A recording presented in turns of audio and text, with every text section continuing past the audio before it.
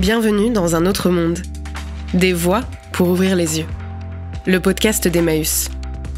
Pour cette deuxième saison, on va partir ensemble dans l'exploration de ce qui nous lie et fonde l'autre monde d'Emmaüs. Le don et l'engagement.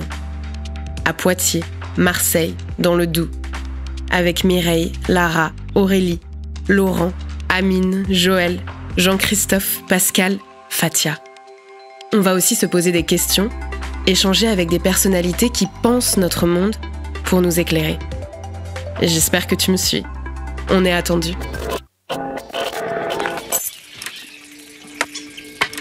Sur la première étape de cette route du don, on va déjà essayer ensemble de comprendre ce que ça veut dire, de donner.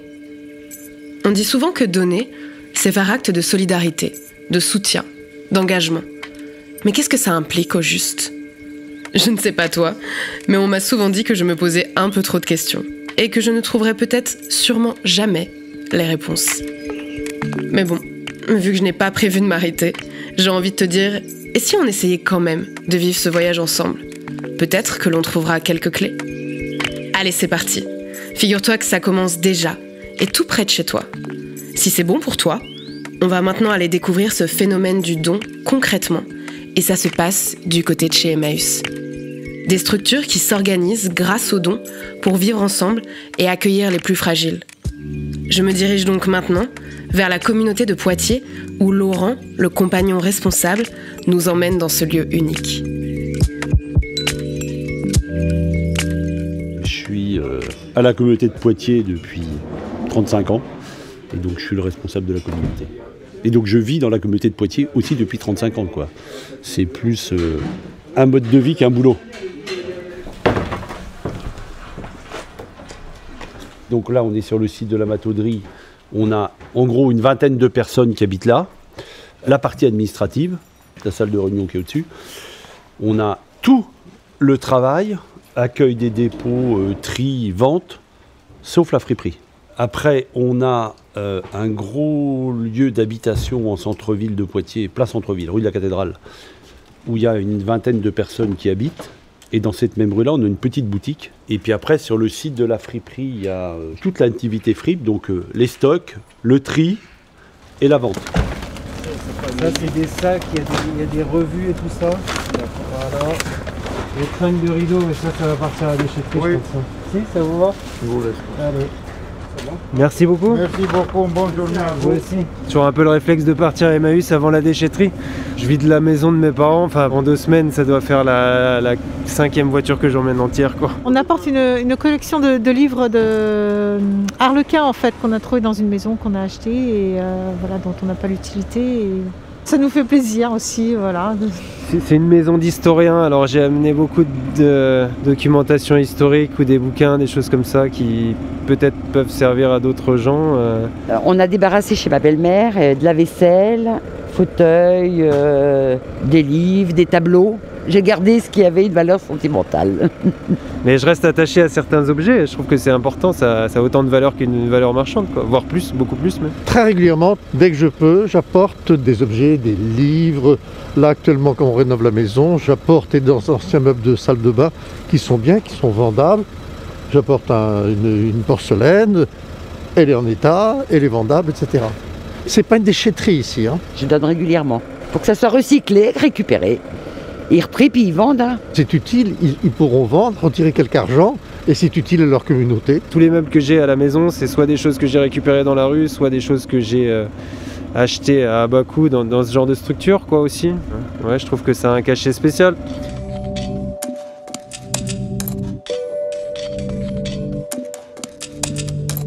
Toutes ces histoires qui se cachent derrière un simple objet donné.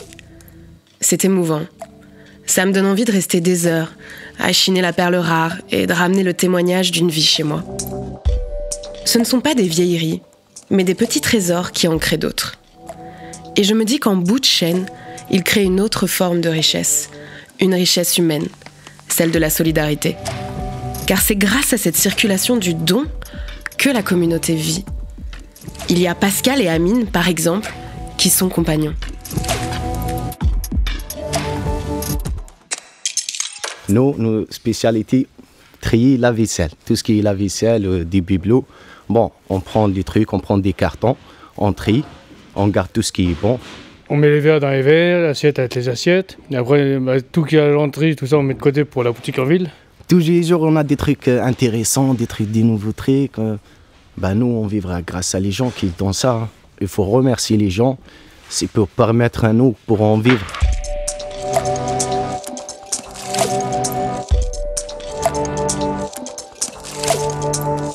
Moi, je m'appelle Florence Guignard, je suis retraitée d'éducation nationale et j'habite à 35 km d'ici.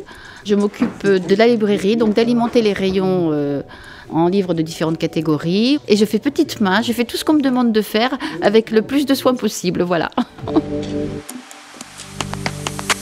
Avec mes frères et sœurs, nous avons eu besoin de vider la maison de notre papa parce qu'il est parti en EHPAD. Il fallait vendre la maison. Donc, on avait fait d'abord un premier tri de choses vraiment qui n'avaient aucune valeur pour nous, qui allaient à la déchetterie, des choses usées, abîmées. Mais le reste, c'était évident qu'on allait faire venir Emmaüs pour finir de vider la maison, prendre les meubles qu'on n'avait pas gardés, les livres, les disques, la vaisselle. Au niveau affectif, c'est vrai qu'il y a des choses que je n'ai pas pu donner, donc qui sont chez moi. Mais je me rends compte que ça fait 1 an que la maison a été vidée. Et on n'y touche pas. Alors je me dis qu'un jour, il va falloir retrier ces cartons et puis faire le pas de donner le temps de travail pour ça, avec l'affectif. Donc au début, c'est sûr, on y tient trop, ça nous rappelle trop de choses, mais avec le temps, les souvenirs, ils sont dans la tête, et puis on a moins besoin du matériel, quoi. Je crois que moi aussi. Parfois, j'accorde un peu trop d'importance à des objets dont je ne me sers plus. Alors que c'est vrai qu'ils pourraient peut-être avoir 1001 vies. D'ailleurs, Laurent a plein d'histoires à raconter. Ça, c'est des têtes de coiffeurs. On a récupéré ça il y a très longtemps. Et ça nous servait dans la boutique à présenter des chapeaux et des choses comme ça. Et en fait, il y a une des bénévoles qui nous a dit un jour, mon coiffeur, il a vu des têtes... dans votre boutique, et puis elles ne sont pas à vendre. Oui, mais j'aimerais bien vous en acheter une. Et en fait, on lui a revendu la tête sur laquelle il a fait son apprentissage. Le hasard faisait, il y avait un petit autocollant dessous qui était en plus le bon magasin. Mais donc le mec, il cherchait cet objet-là, pas pour la valeur marchande. Une autre forme de valeur affective d'un objet qui nous a été donné, que nous, on a eu pendant 20 ans chez nous pour faire quelque chose, et que quelqu'un veut racheter parce que ça s'inscrit dans son histoire personnelle.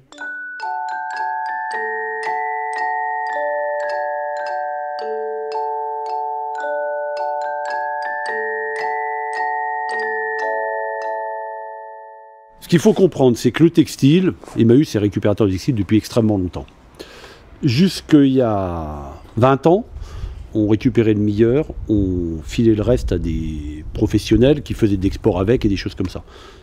Ces structures-là ont disparu du paysage. Et donc nous, on a organisé la filière en entier à Emmaüs, y compris la dimension recyclage. Et ça, c'est important. À la fin, il n'y a quasiment pas de déchets.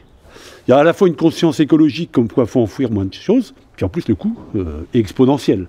Donc à un moment, on cherche des solutions. Et donc on installe des bornes dans tout le département, en consultant toutes les associations qui travaillaient là-dessus. Le Relais finance les bornes, convention avec toutes les communes. On installe tout ça il y a 10 ans. Depuis quelques mois, là, il y a 3 jeunes qui ont décrété qu'ils allaient monter une entreprise et qu'ils sont en train de poser des bornes. En mettant en avant des arguments sociaux qui n'existent pas, en mettant en avant des arguments environnementaux, mais sauf que leur boulot, c'est de piquer la crème et d'essayer de trouver quelqu'un pour faire le reste, quoi. Mais n'empêche que c'est ça, la réalité. Aujourd'hui, tu achètes un truc, si tu veux, ils te donnent une boîte en carton, avec un code barre, dans laquelle tu vas pouvoir mettre des vêtements. Une fois que tu as fini ta boîte, tu vas la poser dans la board mondiale relais machin, ils te scannent ta boîte et tu reçois un bon d'achat chez eux. Et ils récupèrent les vêtements d'occasion. Donc on est dans ce monde-là. Moi je trouve qu'on a 2 arguments à répondre à ça, nous. Le sens, l'objet d'occasion, alors. Donc nous, quand vous donnez chez nous, on crée de l'accueil, voilà. Et accessoirement, nous on recycle correctement. C'est un peu ça dont je te parle depuis le début de mon chemin. Trouver du sens dans ce qu'on fait. Se sentir exister avec les autres. S'engager parce qu'on veut agir pour un autre monde. Qu'on puisse ensemble recréer de la valeur sur des choses qui nous parlent. L'altruisme, le respect, l'égalité, Joëlle, compagne responsable à la communauté, nous en parle. Sur les vêtements, je pense que vraiment, pour une grande partie des gens, il est impossible de détruire des vêtements. Les vêtements, ça doit servir, même si ça a été porté 20 ans, même si les chaussures elles sont éculées. C'est pas des choses qu'on peut jeter. Il faut que l'usage continue. Les gens vont donner vraiment dans l'idée que ça va servir quelqu'un, le sentiment d'aider quelqu'un. Quand les gens donnent quelque chose avec soin, je dirais, donc ils viennent vraiment donner quelque chose, c'est-à-dire qu'ils l'ont emballé, qu'ils le donnent avec précaution, avec l'idée qu'il va resservir, ils attendent de nous qu'on prenne soin de l'objet et qu'on continue à le faire vivre. Cette exploration du don dans la communauté Emmaüs de Poitiers touche à sa fin. Mais j'ai encore envie d'en savoir plus sur ce qu'est réellement le don. D'ailleurs, ça a été théorisé par l'anthropologue Marcel Mauss dans les années 20, à travers le triptyque « donner, recevoir, rendre ». T'en as peut-être déjà entendu parler. Mais moi, j'ai quand même posé quelques questions à Alain Caillé, sociologue, qui connaît bien ce sujet. Dans les sociétés, que moi j'appellerais les sociétés premières, le rapport social ne reposait pas sur le troc, sur le donnant-donnant, sur le contrat, sur le marché, mais sur ce qu'il a appelé la triple obligation de donner, recevoir et rendre des présents. Alors évidemment, c'est une découverte absolument fondamentale parce qu'elle permet à Mauss de dire l'homme économique n'a pas toujours existé, l'homme n'a pas toujours été un animal économique. L'animal économique, il n'est pas derrière nous, il est devant nous. Quand on réfléchit dans l'optique de Mauss, on voit apparaître l'appât du lien ou l'appât du don. Le désir des humains, c'est de donner. C'est de donner parce que c'est en donnant qu'ils se reconnaissent comme ayant de la valeur. Par ce don, on affirme la valeur de celui à qui l'on donne. On dit « je te reconnais comme humain, je reconnais que tu as de la valeur ». En même temps, on affirme sa valeur propre. Le don, au départ, c'est un acte politique, c'est un acte de reconnaissance. Don et reconnaissance, c'est étroitement lié. Bien sûr, dans le don, il entre une part d'intérêt. On espère recevoir quelque chose en retour. On veut montrer sa valeur, il y a un intérêt de prestige. Même aujourd'hui, même dans le cadre d'une société totalement marchande, consumériste, il rentre une part très importante de don, parce que tout simplement, le don, c'est ce qui permet aux humains de se reconnaître comme tels, et de rester entre humains. C'est l'acte humanisaire par excellence.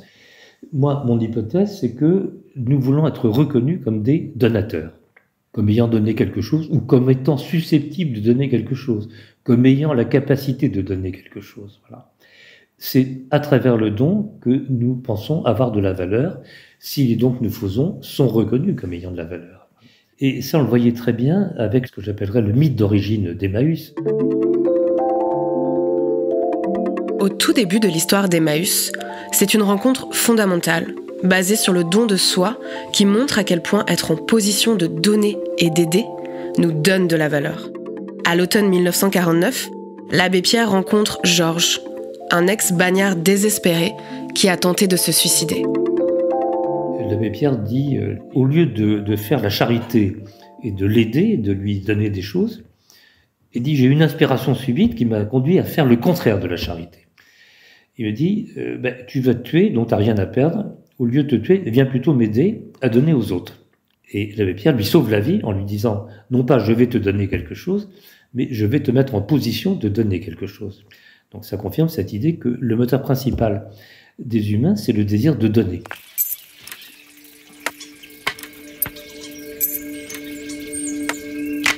On en revient à notre énergie de départ. C'est fondamental dans notre construction, cette histoire du don. C'est comme si on ne pouvait pas s'en empêcher. Tu en as besoin, j'en ai besoin pour être proche de toi, pour te transmettre qui je suis, pour recevoir ce que tu as également à me donner. Donner, recevoir, rendre. 3 actions qui nous unissent, qui donnent espoir pour construire cet autre monde. Alors reste avec moi. Maintenant qu'on a découvert l'impact du don, on va partir à la rencontre de l'engagement, du don de temps et du don de soi. Si tu as apprécié ce podcast et que tu veux que d'autres prennent la route avec nous, n'hésite pas à nous suivre et à nous partager. C'était un autre monde, des voix pour ouvrir les yeux. Le podcast d'Emmaüs produit par le studio Grande Contrôle.